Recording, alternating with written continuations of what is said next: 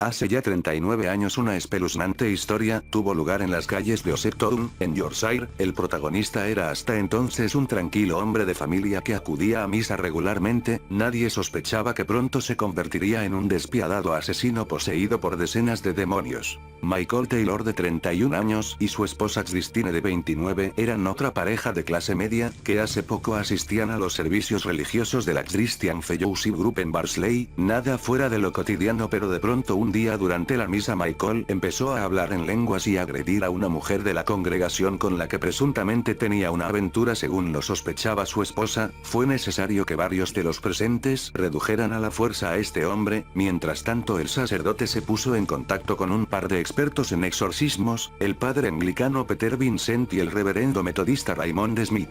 El exorcismo tuvo lugar en otra iglesia de la localidad el 5 de octubre de 1974 por la noche. En este ritual los exorcistas manifestaron haber expulsado con éxito al menos 40 demonios del cuerpo de Taylor. Sin embargo, dieron por terminado esta ceremonia alrededor de las 7 de la mañana del día siguiente, a pesar de saber que aún permanecían 3 de los más peligrosos demonios en el interior de este atormentado hombre: locura, asesinato y violencia. Pero los sacerdotes consideraron que el huésped de dichos entes infernales necesitaba un descanso para reponerse física y mentalmente para continuar con el proceso. Este sería el error que convertiría esta historia en una tragedia. Sin embargo, algunas precauciones fueron tomadas antes de trasladar a este hombre a casa ese día. La mujer del reverendo Vincent advirtió la posibilidad de que los demonios hicieran que el hasta ese entonces amoroso padre de 5 niños asesinara a su familia sin piedad. Es por ello que los hijos de la pareja fueron enviados con sus abuelos. La pareja estuvo a solas en casa la mañana del 6 de octubre de 1974, a tan solo pocas horas del extenuante exorcismo, pero este es solo el inicio de la parte macabra de este relato. En algún momento de esa mañana Michael atacó violentamente a su esposa, quien habría estado bajo posesión demoníaca según él. Luego la policía acudió al hogar de la pareja cuando se reportó que Taylor deambulaba por las calles, completamente desnudo y cubierto en sangre, mientras gritaba: "Esto es la sangre de Satán". La policía reportó el terrible hallazgo realizado al interior de aquella casa. Era algo simplemente indescriptible. El perro había sido estrangulado por Michael con sus propias manos, pero lo más sádico de todo fue el trato recibido por Christine. Las evidencias señalan que Michael no usó nada más que sus propias manos para arrancar los ojos y lengua de su esposa mientras ella seguía con vida, pero para ello tuvo que desgarrar el rostro de su víctima, el cual era irreconocible a ese punto, habiendo descarnado casi la mitad del mismo. La causa de muerte se presume fue el ahogamiento con su propia sangre. Michael fue detenido como era de esperarse. El juicio inició y la defensa de Michael Taylor formuló el caso alrededor de un alegato de demencia provocada por el exorcismo realizado por los reverendos Vincent y Smith aquella noche. Se trató de mantener el caso en un perfil bajo. Sin embargo, el caso llegó a los periódicos, aunque sin mucha trascendencia, como puede ser visto en el Glasgow Herald del 26 de marzo de 1975, cuando el juicio se dio por terminado.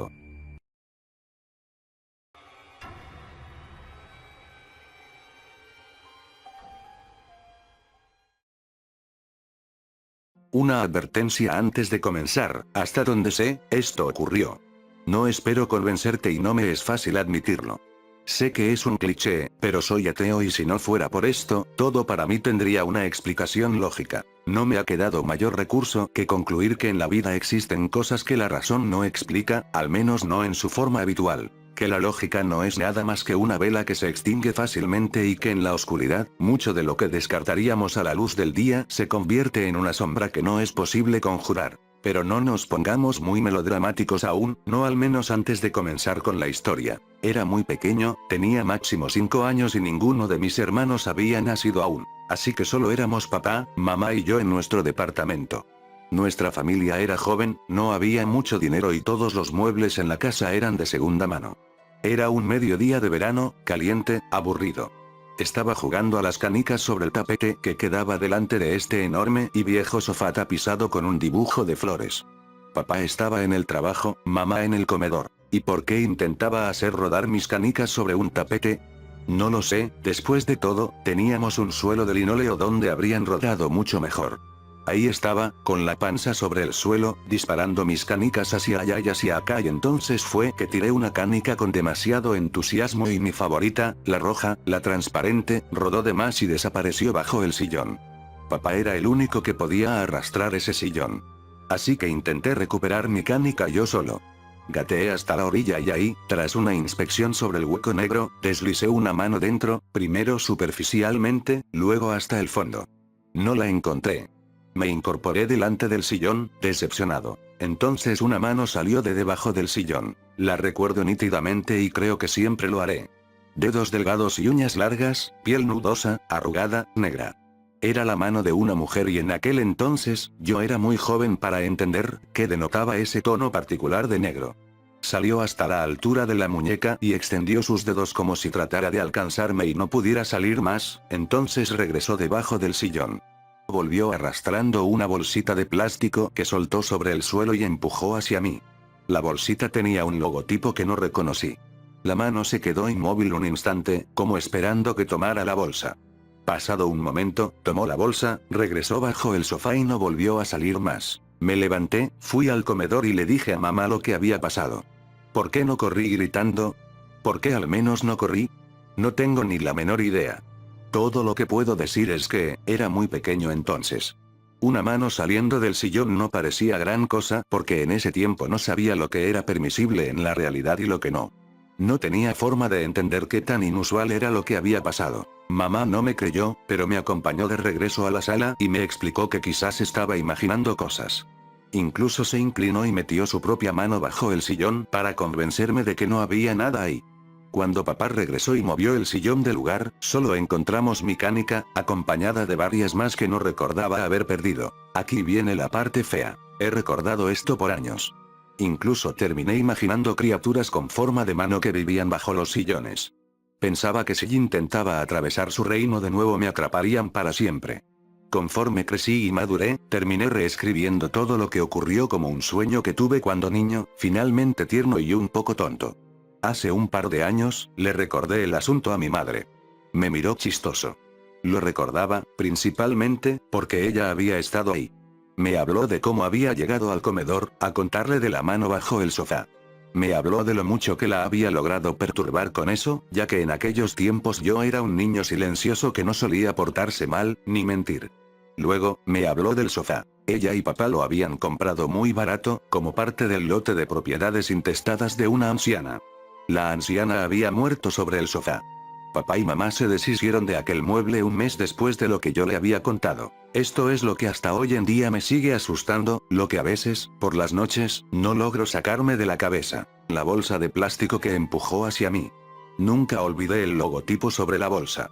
Durante varios años, he visto el mismo logotipo, una y otra vez, en el mismo tipo de bolsa, cada vez que voy a surtir mi propia despensa. Era una bolsa de navajas de afeitar.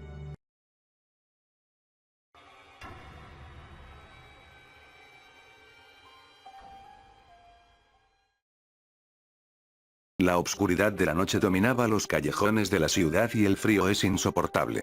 Iba caminando rumbo a mi departamento. Había salido de la casa de mi mejor amiga, quedamos en que nos íbamos a ver para estudiar un tema de biología. Cada paso que daba se me hacía eterno, no podía caminar tranquila. Alguien iba detrás mío siguiéndome y no tenía buenas intenciones. Decidí voltear sin parar mi caminata, pero no había rastro de nadie, tal vez mi propia mente me engañaba.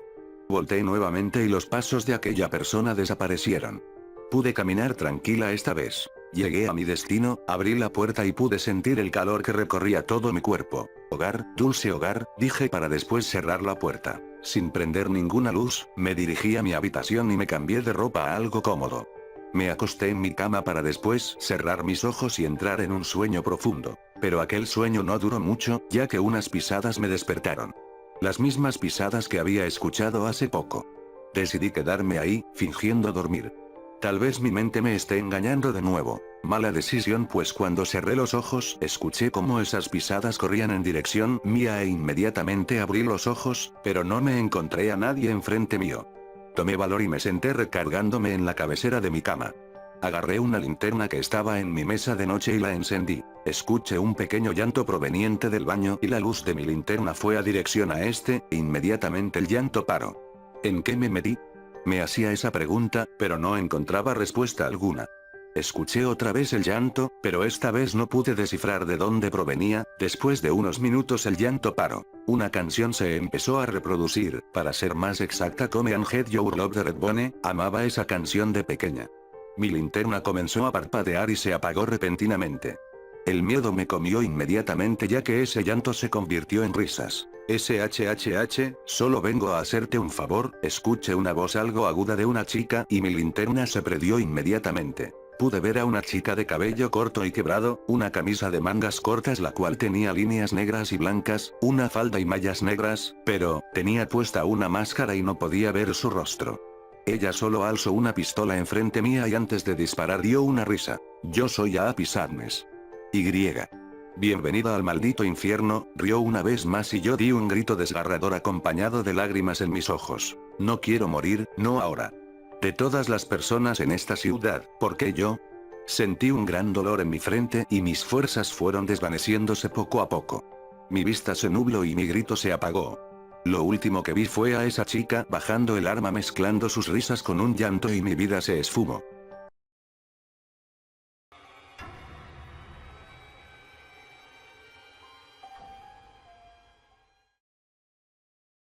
Imaginad un llano yermo, gris, sin vida, sin esperanza.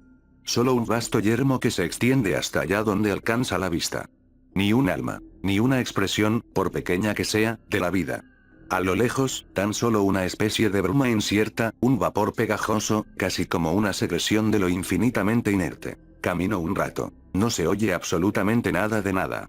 ¿Hay algo más espantoso que el silencio más absoluto?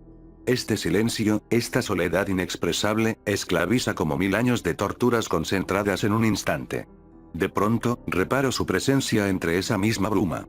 Allí, cerca, a unos cientos de metros, se erige un gigantesco edificio, recortado contra el horizonte de forma casi absurda. Se diría, contemplado a lo lejos, que el edificio es una especie de apéndice de la propia arena reseca. Me acerco. El edificio llama poderosamente la atención, pero no solo por sus características. Algo emana de él, algo que parece reclamar sordamente mi presencia. Se constata, a una cierta distancia, que se trata nada menos que una catedral, una gigantesca catedral de aspecto gótico. Destaca, ante todo, además de por el hecho de constituir la única cosa existente en todo ese vastísimo llano desolado, por su tamaño gigantesco, y real. Un tamaño que me produce un ligero mareo. Cuanto más me acerco, más percibo la sensación que ese edificio no posee realidad, o esta es puramente ficticia, escurridiza, líquida. Algo efervescente, inquieto, parece constituir la esencia misma de toda la mole. Al situarme a poca distancia de la fachada, compruebo con horror el origen de esa sensación. Todo el edificio se compone enteramente, de pequeños y asquerosos arácnidos y miriápodos de todas clases y formas, billones, trillones de ellos, conforman y constituyen esta supuesta catedral. Así, no existe material inerte alguno, solo un número incalculable de estas criaturas, dispuestas de tal manera, a pesar de retorcerse y desplazarse constantemente, que, contemplados en su totalidad, forman cada detalle de la compleja arquitectura. La fachada presenta, a grandes rasgos, los elementos ineludibles en una catedral gótica europea. Dos grandes campanarios, cuyo punto más alto está a tal altura que obliga a levantar mucho la vista para divisarlo, una serie inacabable de filigranas y arabescos en perfecta simetría, ventanales delgados y altísimos, una roseta considerablemente hundida en el centro, que en realidad no es tal, sino un enorme agujero, y la ancha y solemne entrada, rodeada de las varias arcadas de rigor. Vista de lejos, todo es bello y comunica serenidad, elevación, imperfectibilidad. Al acercarse, sin embargo, se percibe con creciente asco un perpetuum mobile, un cosmos viviente de 8 patas, quelíceros, antenas, aguijones, pinzas. Producen un ruido, un chirrido, un crujir como de nota baja y constante, eterna, como clavada en el aire, un zumbido hipnótico que se diría que no empezó ni terminará jamás. El tamaño del edificio es, repito, extraordinariamente enorme. La nave central se extiende, en su longitud, aún bastante más de lo que pareciera arquitectónicamente posible. Se diría que alberga un pequeño e independiente universo aislado completamente del otro, del grande. No hay puertas. Nada se opone, en apariencia, a que yo entre.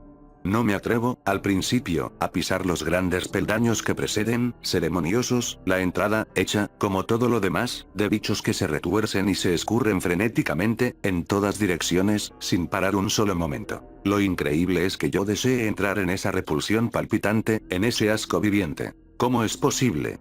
Yo mismo me lo pregunto innumerables veces. Los arácnidos, en efecto, siempre me han provocado un rechazo instintivo. ¿Qué alberga el interior de ese sitio? Que, sin emitir sonido o realizar movimiento o señal algunos, parece que me llama a mí, personalmente, con un mensaje oscuro e informulado que solo a mí me es dado descifrar.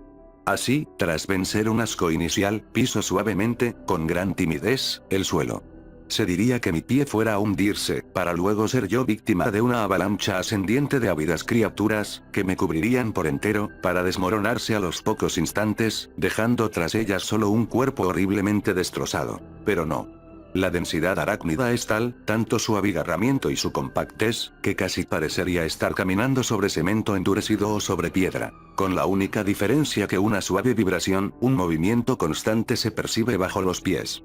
Ando con cierta cautela, con movimientos pausados y suaves. De todas maneras, las bestezuelas no parecen molestarse lo más mínimo por mi presencia, y ni siquiera parecen repararla. Ninguna imaginación humana podría calcular o siquiera intuir el número de arácnidos allí presentes. Además, parece haberlos también en una variedad increíble, tanto de morfología como de tamaño. A medida que voy avanzando por el interior de la nave central, me sorprendo a mí mismo por la relativa calma que conservo. Normalmente, esta clase de artrópodos me repele, y no puedo acercarme a ninguno de un cierto tamaño sin un escalofrío. Y, no obstante, ahora, al estar literalmente rodeado por trillones de ellos, siento sobre todo una especie de curiosidad, si bien aún me repugnan instintivamente, hasta cierto punto, ciertos ejemplares concretos o ciertos retorcimientos y escurrimientos que observo aquí y allá. Me doy cuenta de que, sin duda, la taxonomía científica moderna no ha clasificado ni siquiera la tercera parte de los animales aquí presentes.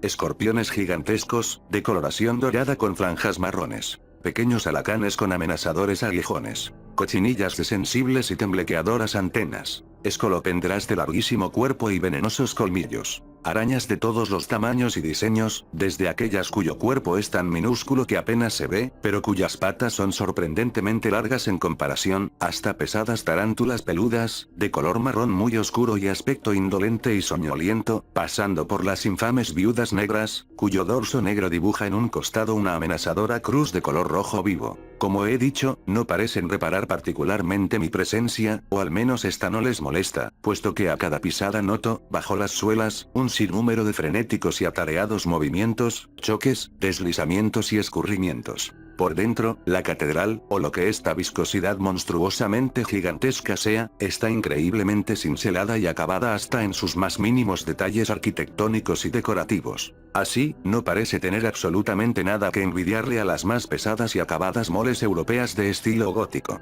Con la excepción, claro está, que estas últimas están compuestas simbólica y significativamente de piedra, mientras que la que ahora visito es un enorme amontonamiento de asquerosas bestezuelas que se arrastran. Pero esta es, en fin, una consideración de orden moral, y yo me refiero aquí al acabado y perfección estrictamente técnicos. En efecto, toda decoración, toda efusión barroca, toda minuciosidad están presentes, en esta bóveda gigantesca, hasta un grado inconcebible.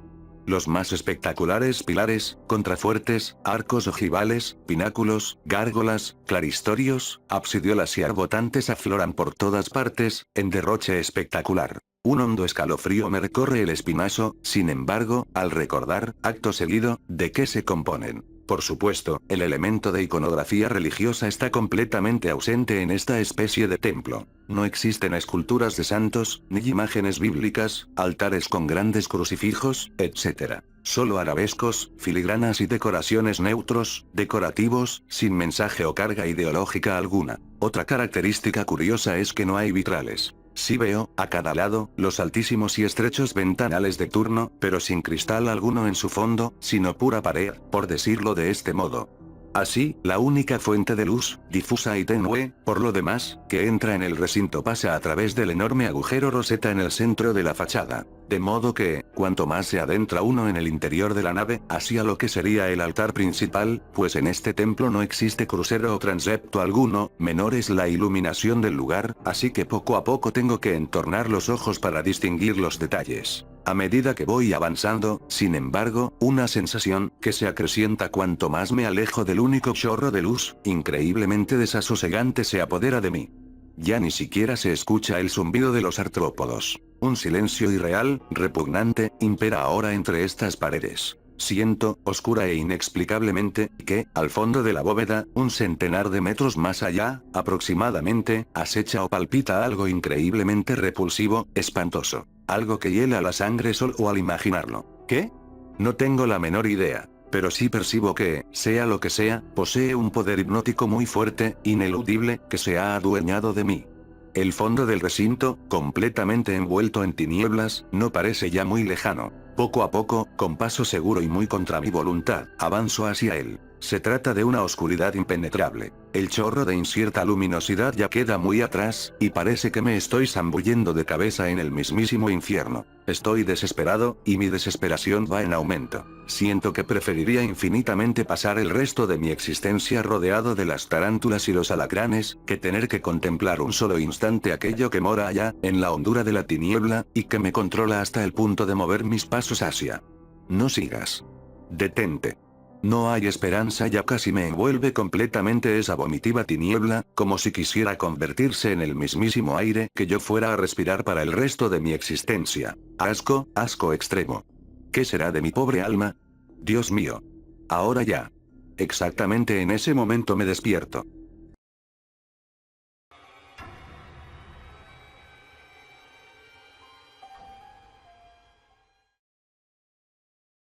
¿Se acuerdan de esa caricatura llamada Johnny Bravo? De seguro que sí, muchos tuvimos buenas infancias viendo esta genial serie, pero ¿alguna vez te preguntaste por qué Johnny se veía tan fuerte y atractivo a sí mismo? Bueno, entonces prepárate. Johnny James Bravo era un chico flacucho sin un gramo de fuerza mínima, por supuesto esto no impedía que Johnny fuera un chico que corriera mucho. Esto se notaba de verdad cuando unos chicos de la escuela lo perseguían, a los cuales llamaremos bravucones. Claro que esto era una de las cuantas cosas que tenía que soportar Johnny, gracias a su madre, la cual es una de las grandes ayudas que tiene Johnny para soportar los abusos y maltratos de los bravucones. Una de sus mejores amigas, o mejor dicho, su única amiga era la pequeña Susie Campbell. Esto era debido a que en la escuela de Pops era el apodo que Johnny le decía al cocinero de un bar diner que él visitaba mucho. Pops era como el padre de Johnny, ya que él le tenía mucho aprecio.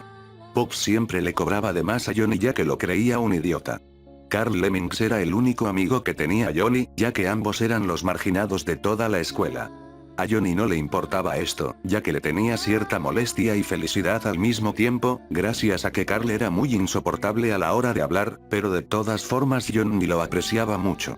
Johnny a nadie le agradaba, ya que nadie le agradaba que Johnny usara lentes. Esto se debía a que Johnny tenía problemas en la vista. Después de un tiempo él se enteró de que Susie tenía una enfermedad grave. Esto hizo que Johnny se preocupara mucho. Al cabo de unos meses Susie había superado la enfermedad, pero Johnny no estaba seguro de eso. A pesar de todo, Johnny ya tenía varios problemas que resolver. Johnny se había vuelto alcohólico, ya que durante el tiempo que Susie estaba enferma Johnny empezó a beber para calmar los nervios. Carl había tenido un accidente que lo dejó casi ciego, lo que ocasionó que tuviera que usar lentes, que hizo que Johnny lo tuviera que ayudar a movilizarse por la casa. Esto era muy amable de parte de Johnny. Pops en cambio estaba mejor que nunca en el dinero, y claro, como se imaginan, le dijo a Johnny que lo sentía, ya que él había sido diagnosticado de cáncer. Johnny no quería alarmar a los demás, por eso lo ocultó comprándose una peluca que combinara con su camiseta negra, jeans azules, zapatos negros y sus nuevos lentes oscuros. Un año después, Johnny, ya con su novia y con todos sus amigos y familia, estaba en la camilla del hospital, junto a Johnny, quien estaba en cama reposando en sus últimas horas de vida. Su madre se despidió de él con un beso entre lágrimas diciéndole: "Siempre serás mi bebé". Su novia, la cual pidió que su identidad siguiera siendo desconocida, se despidió con un beso de amor puro. Carl, su amigo, dándole sus lentes diciéndole casi llorando: "Nada será igual sin ti, Johnny, adiós compañero". Pops se disculpó por última vez con Johnny diciéndole que lo quería como a un hijo. Finalmente la pequeña Susie se despidió de Johnny dejando una carta y una flor en su pecho, diciendo las últimas palabras que escucharía su viejo amigo. Siempre serás mi héroe, Johnny. 14:30. Uno de los directores de Cartoon Network se enteró de esta trágica historia y, en honor a Johnny, creó lo que conocemos como Johnny Bravo, poniendo a Johnny como lo que siempre quiso ser, un conquistador de mujeres, un buen hijo, un chico malo y, por supuesto, inmortalizándole como la infancia de muchos. Johnny James Bravo, siempre te recordaremos, Cartoon Network.